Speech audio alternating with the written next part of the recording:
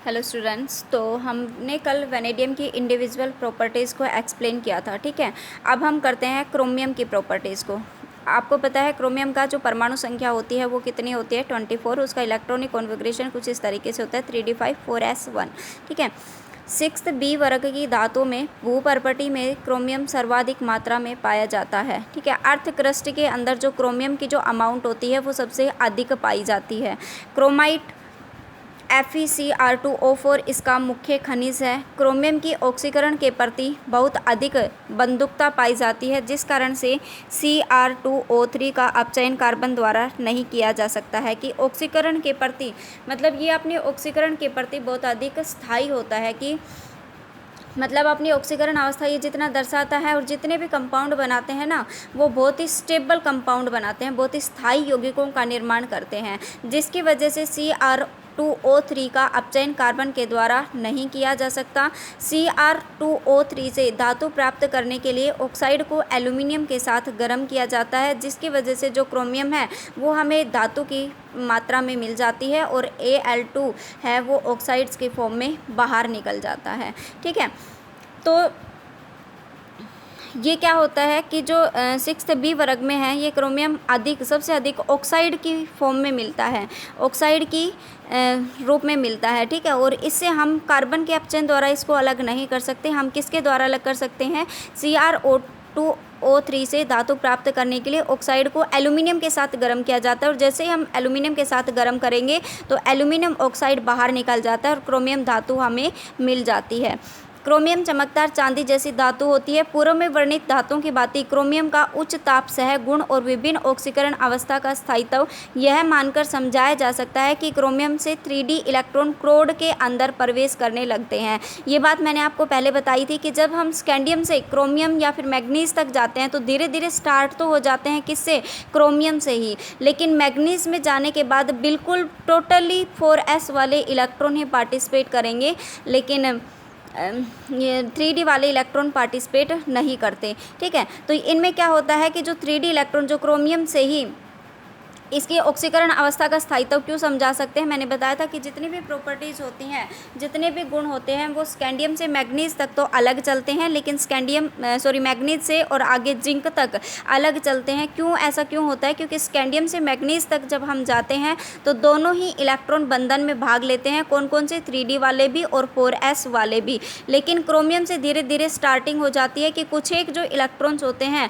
वो क्रोड के अंदर प्रवेश करने लग जाते हैं, जिसके कारण ये बंधन हेतु कम संख्या में उपलब्ध होते हैं। कि जो 3d वाले 4s वाले हैं वो तो केवल पार्टिसिपेट करेंगे ही करेंगे, लेकिन जो 3d वाले होते हैं वो क्रोड के अंदर प्रवेश करने लगते हैं, जिसकी वजह से ये बंधन मतलब 3d वाले इलेक्ट्रॉन है ये बंधन में भाग नहीं लेते। यही कारण है कि क्रोमियम के लिए स्थायी ऑक्सीकरण अवस्था +3 होती है, जबकि उच्चतम ऑक्सीकरण अवस्था कितनी होती है, +6 में यौगिक प्रबल ऑक्सीकारक स्ट्रॉन्ग ऑक्सीडेंट की तरह बिहेव करते हैं, और वो जो कंपाउंड बनते हैं वो कैसे बनते हैं, अनस्टेबल कंपाउंड बनते हैं। ये बात मैंने आपको पहले ही बताई थी ना कि अगर कोई भी एलिमेंट आपका अगर +6 में मिलता है, हाईएस्ट ऑक्सीडेशन स्टेट में मिलता है, तो वो स्ट्रॉन्ग ऑक्सीडेंट की तरह बिहेव करेगा। लेकिन अगर कोई भी जो एलिमेंट है वो अगर लोवेस्ट ऑक्सीडेशन स्टेट में मिलता है तो वो किसकी तरह बिहेव करेगा,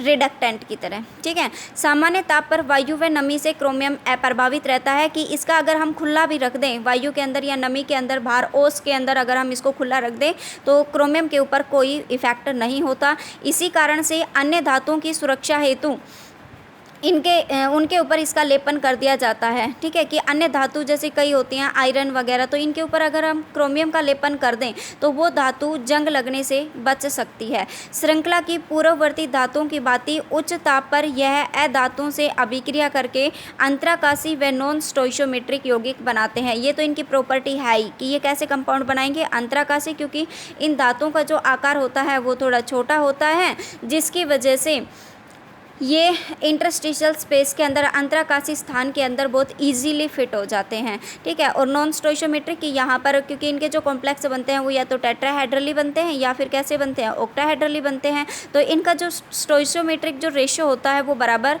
नहीं होता। यह HCl तथा H2SO4 में विलय है, लेकिन HNO3 और एक्वा रेजिए इसे निष्क्रिय बना देते हैं कि HCl और H2SO4 के साथ जब हम इसको रिएक्ट करते हैं तो उसमें तो विलय हो जाता है, लेकिन HNO3 और एक्वा रेजिया ये होते हैं, ये इसे निष्क्रिय बना देते हैं कि इनके ऊपर ये इसको कोई भी रिएक्शन नहीं करने देते। क्रोमियम के डाइफ्लोराइड से हेक्साफ्लोराइड तक के सभी यौगिक ज्ञात हैं। अन्य हैलोजनों के साथ CrX4 प्रकार के यौगिक की जानकारी मिलती है। अपेक्षा अनुसार क्रोमियम ट्राईहैलाइड सर्वाधिक स्थायी होता है। क्यों?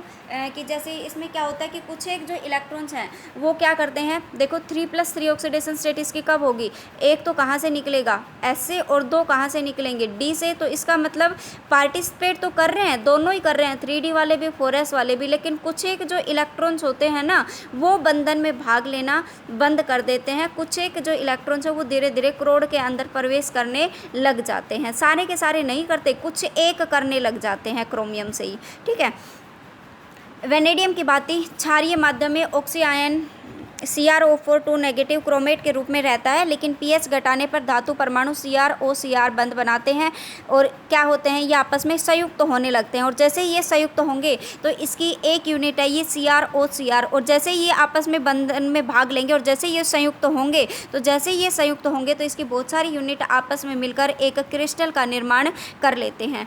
ठीक है, तथापि इस प्रकार की श्रृंखला लंबी नहीं होती है, ये ज़्यादा लंबी श्रृंखला का फॉर्मेशन नहीं कर पाते, क्योंकि ये तो आपको पता है कि अगर जैसे आप हाथ पकड़ पकड़ के एक दूसरे से खड़े हो जाते हो तो अगर छोटी जो लाइन बनती है, छोटा जो घेरा बनता है वो तो अधिक स्थायी होगा कि वो आपस में पकड़ के रखते हैं, लेकिन जो बहुत बड़ा घेरा बनता है वो अधिक स्थायी नहीं हो पाता, क्योंकि उसमें बीच में से कोई भी बंदा निकल कर जा सकता है। ठीक है, तो इनकी जो लाइन होती है, जो श्रृंखला होती है वो बहुत ज़्यादा लंबी नहीं होती, लेकिन फिर भी ये बनाते हुए थोड़ा सा बना सकते हैं।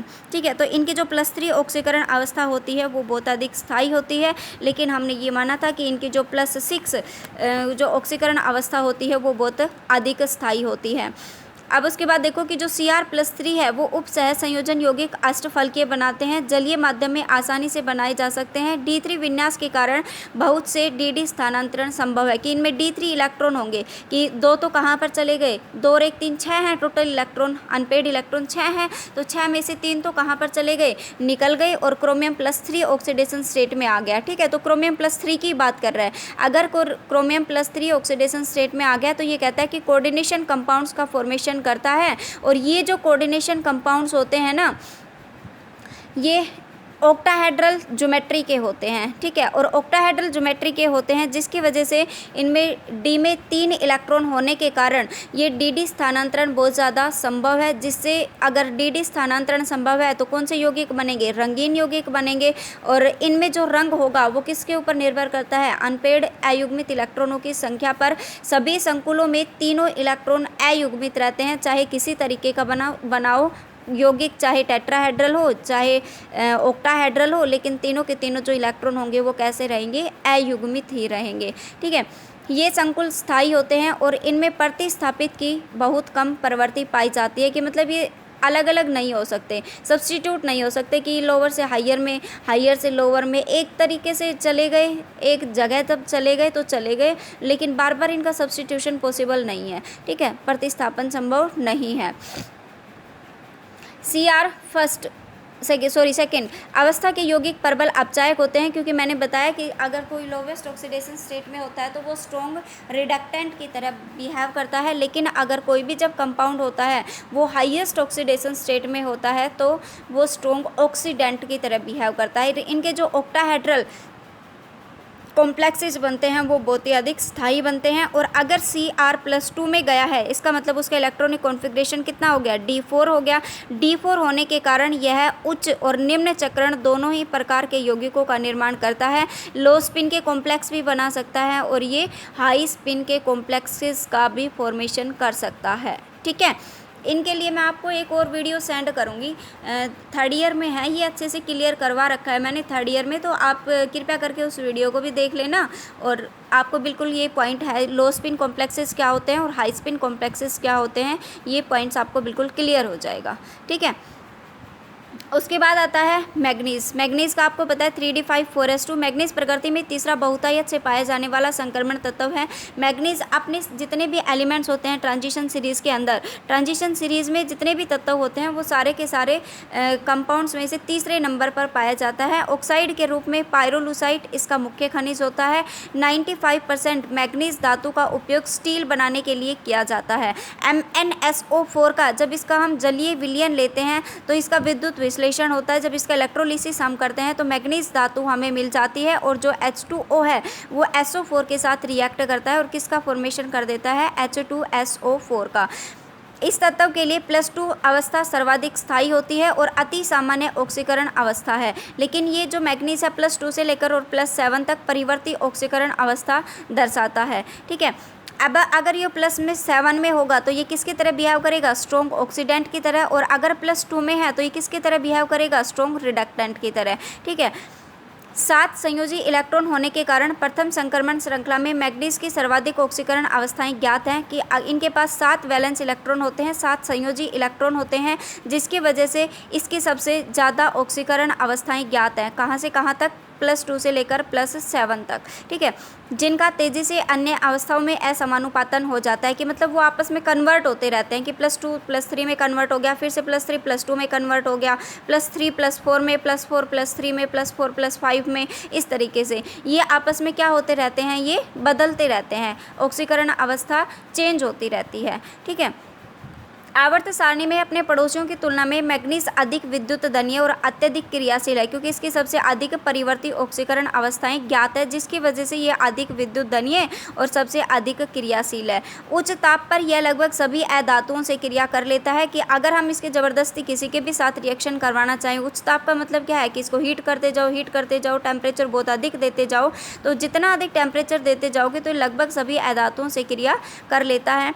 उदाहरण के लिए 1200 डिग्री सेल्सियस पर N2 के साथ क्रिया करके मैग्नीशियम नाइट्राइड बनाता है और क्लोरीन के साथ क्रिया करके क्या बनाता है, मैग्नीशियम क्लोराइड। ठीक है, उच्च ताप पर ऑक्सीजन के साथ क्रिया करके मैग्नीज ऑक्साइड बनाता है और यह जल से जब क्रिया करता है तो हाइड्रोजन को बाहर निकालता है और तनु जलीय अम्लों पर तेजी से घुलकर Mn2 यौगिकों का निर्माण करता है कि Mn अगर +4 में है तो वो किस में कन्वर्ट हो जाएगा, Mn+2 में कन्वर्ट हो जाता है। ठीक है, इनके जो यौगिक बनता है, अब इसके अंदर तो D5 इलेक्ट्रॉन होते हैं। ठीक है, अगर +2 ऑक्सीडेशन स्टेट ही शो करता है तो D5 बच गए, +3 करता है तो 4 बच गए।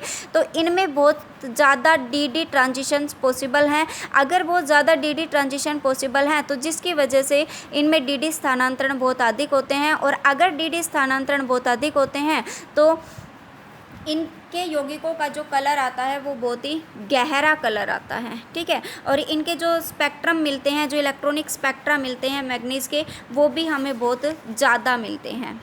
ठीक है, बस इसके लिए इतना ही बहुत है कि बस आप लोगों को मेन जो पॉइंट होते हैं इसके किसकी फॉर्म में मिलता है, ऑक्साइड की फॉर्म में मिलता है, इससे हम मेटल को कैसे प्राप्त करते हैं। ठीक है, और उसके बाद इसके कुछ एक खनिज याद रख लो, फिर इनकी जो लोवेस्ट और हाईएस्ट ऑक्सीडेशन स्टेट कौन कौन सी स्टेबल होती हैं, और उसके बाद ये दर्शा दो कि इनका जो ज्योमेट्री होती है वो लगभग अष्टफलकीय या फिर चतुष्फलकीय होती है। ठीक है, तो ये पांच पॉइंट हैं, इनको आप सभी के अंदर यूज़ कर सकते हो। ठीक है, कि लोवेस्ट ऑक्सीडेशन स्टेट में ये किसकी तरह बिहेव करते हैं, स्ट्रॉन्ग रिडक्टेंट की तरह, लेकिन हाईएस्ट ऑक्सीडेशन स्टेट में किसकी तरह बिहेव करते हैं, ये स्ट्रॉन्ग ऑक्सीडेंट की तरह। ठीक है, तो आगे फिर आयरन के लिए हम कर लेते हैं। आज मैग्नीज और क्रोमियम का हम डिस्कस कर चुके हैं, अब जल्दी से करेंगे आयरन, कोबाल्ट, निकेल, कॉपर और जिंक। ठीक है, ये बचे हैं। फिर उसके बाद इसके बाइनरी कंपाउंड्स, तो धीरे धीरे हम अगर आपको फर्स्ट ट्रांजिशन सीरीज़ आपको क्लियर हो गई तो सेकंड ट्रांजिशन सीरीज़ में ये मान के चलो, और F ब्लॉक एलिमेंट्स में दूसरी जो यूनिट है वो F ब्लॉक की है, तो उसमें आप लोगों को कोई दिक्कत नहीं आएगी। ठीक है।